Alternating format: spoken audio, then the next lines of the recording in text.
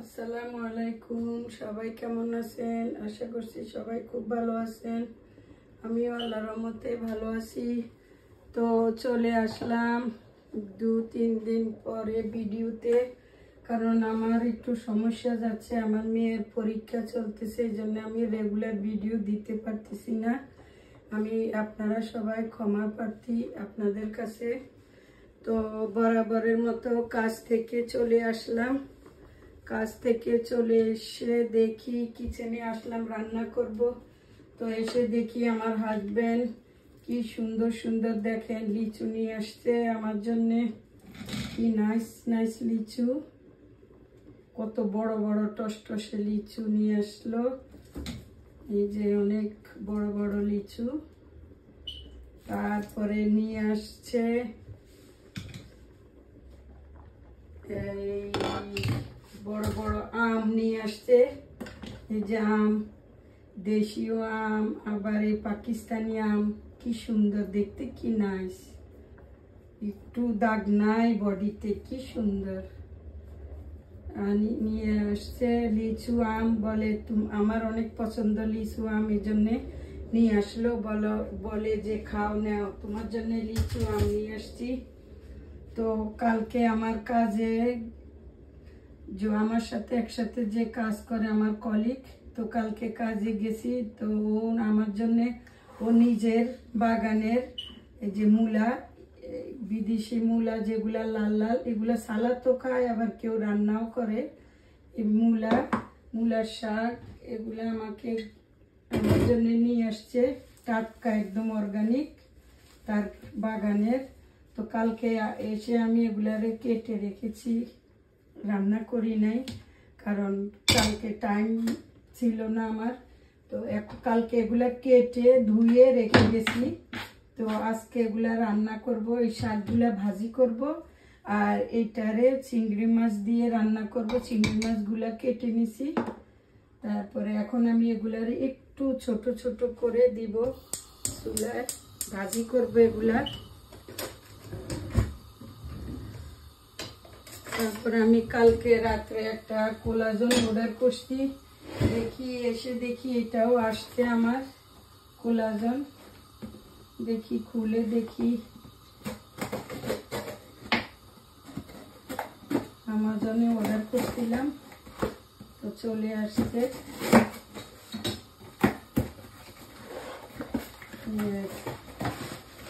এই যে চলে আসছে আমার কোলাজন। রাখি দেই এখানে, এটা ফেলে দিব, এটারে ধুয়ে নেই। আমার এখনো কিচ্ছু লাগাইতে পারি নাই। আমি লাগাইছি মরিচ, তারপরে মরিচ গাছ, লাউ গাছ, টমেটো গাছ, কিন্তু দুঃখের বিষয় আমার একটা কিচ্ছু নাই, সব শিয়ালে নষ্ট করে ফেলছে।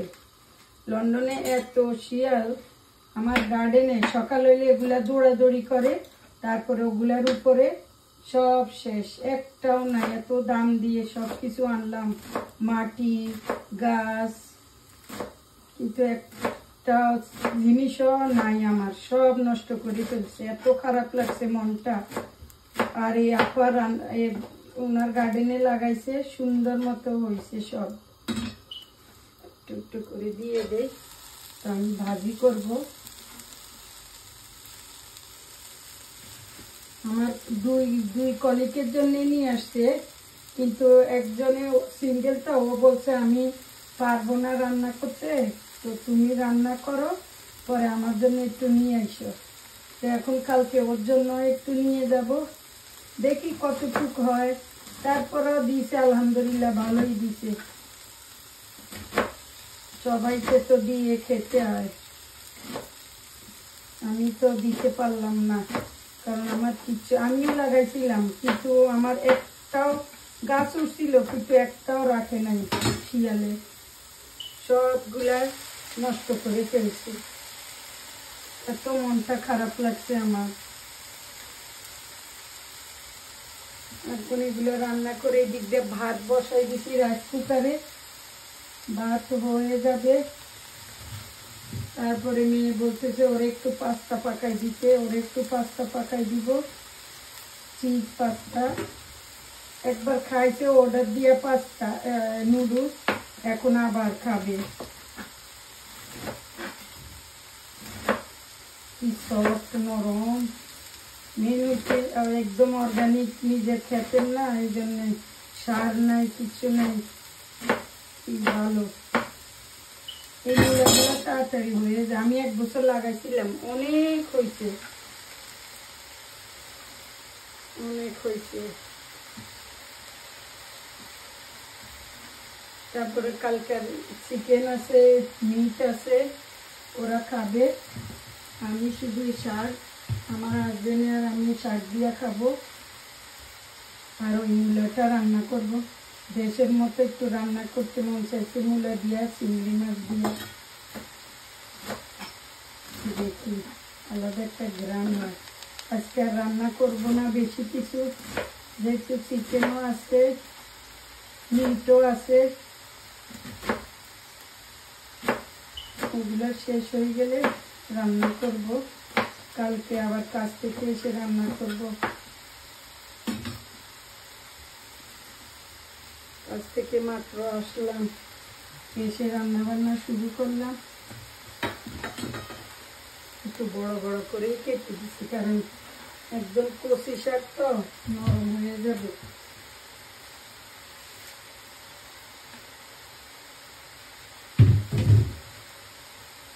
একটু লবণ দিব, আগে কেটে নিই।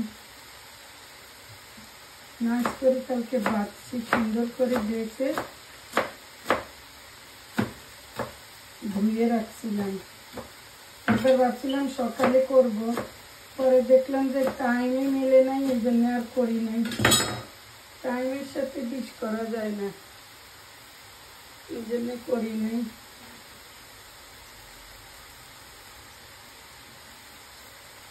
একটু লবণ দিয়ে ইয়ে করে রাখি।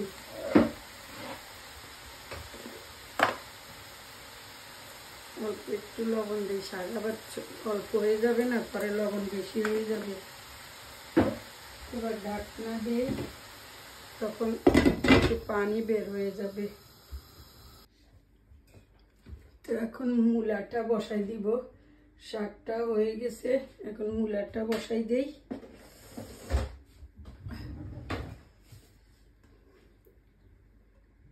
মূলাতে অল্প একটু তেল দিব, বেশি তেল যায় না আবার মূলাতে, নাহলে তেল তেল লাগে। পেঁয়াজ দিয়ে দেই, মূলাতে আবার বেশি পেঁয়াজ খাটে না। এটা করি। এই যে শাকটা হয়ে গেছে ভাজি, শাকটা ভাজি করলাম, এখন মূলাটা বসাই দিই।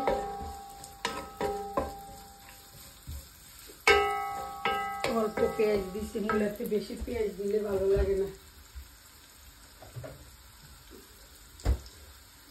আদা রসুন দেই, মূলার ভাজিতে বেশি করে রসুন দিছি, পেঁয়াজ, তারপরে দিয়ে দিলাম, পেঁয়াজ দিছি বেশি, রসুন দিছি বেশি, শুকনা মরিচ দিছি।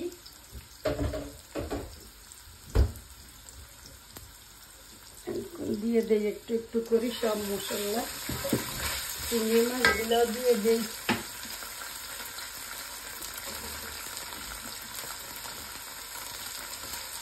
একটু বেশি চিংড়ি মাছ দিলাম।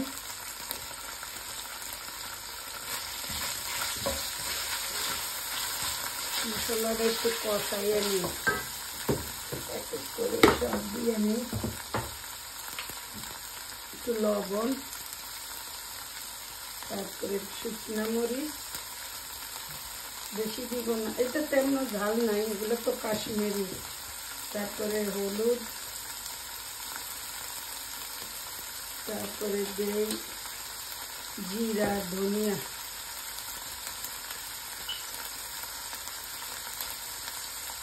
জিরা ধনিয়া দিলাম।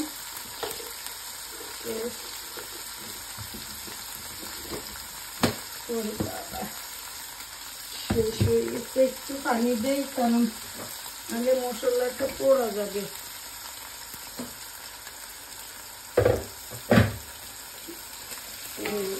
মশলাটা মধ্যে একটু পানি দিয়ে কষাই নিই।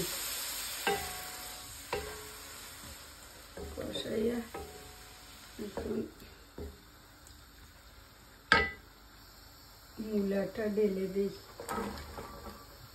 লাল টকটকা মূলা, সবগুলো জিনিস দিয়ে ফেলবো।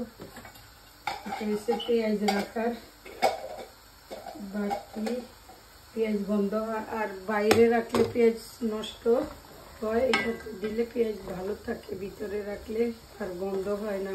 ফ্রিজ মা বলে কি বেশি হয়েছে লাগে তো মনে হয়।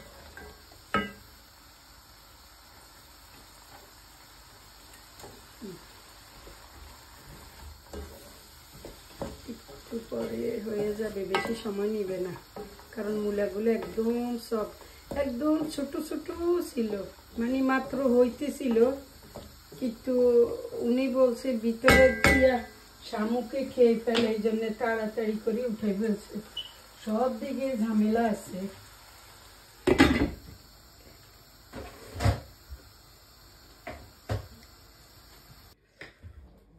তো দেখেন আমার হয়ে গেল শাক ভাজি, তারপরে রান্না করে ফেললাম মূলা। মূলাটা অনেক ঘ্রাণ হয়েছে, এই যে রান্না করে ফেললাম মূলাটা। তারপরে এই যে ভাত রান্না করলাম, আজকে লাল চালে ভাত রান্না করেছি। লাল বাংলাদেশের যে লাল চাউল, ডক্টরে বলে লাল চাউলের ভাত খেতে, তো আজকে লাল চাউল রান্না করেছি। তো দর্শক, আমার মেয়ের বাংলাদেশে যেমন মেট্রিক পরীক্ষা ও লেভেল ওটা দিচ্ছে, তো সবাই আমার মেয়ের জন্য দোয়া করবেন যেন ভালোভাবে পরীক্ষাটা শেষ করতে পারে, ভালোভাবে দেয়। সেই জন্য সবার কাছে আমি দোয়া চাচ্ছি আমার মেয়ের জন্যে। তো কেউ তো বাসায় নাই, তো এখন আমি খেয়ে নিব একলা, সবাই যখন আসবে খাবে, আমি এখন খেয়ে নিব। তো সবাই ভালো থাকবেন, সুস্থ থাকবেন। আজকের ভিডিও এই পর্যন্ত। আল্লাহ হাফেজ, আল্লাহ হাফেজ।